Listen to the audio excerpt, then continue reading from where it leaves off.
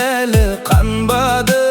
Bir қолында тірлік қамы, бір қолында баланың наны. Ешкім көрмес еңбегін, жымиып жүрсе де жаным мұң. Шаршадым деп айта алмай, жұтады ішке барлығын. Әйелдің бейнеті үйдің тірлігі көрінбес, бірақ бар салмағы.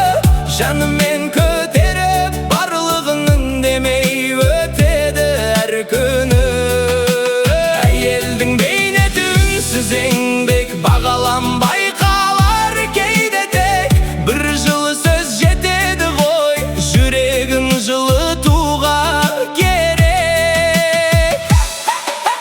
Ас дайындап, үй жинап, баласына арнап бар ғұмыр. Өз арманы қалып қап, өзгенің бақыты үшін жүр. Кейде түнде жылайды, ешкімге білдірмей ғана. Бақыт деген сол үшін баласының күлгені ғана.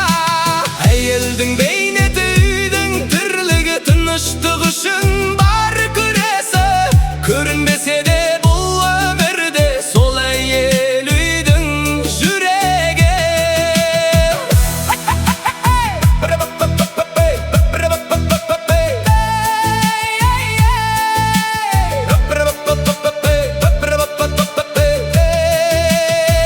Bir gün келер бағаланар, жан жылуы таралар. Әр әйел бір әлем ғой, соны ұмытпа адамдар.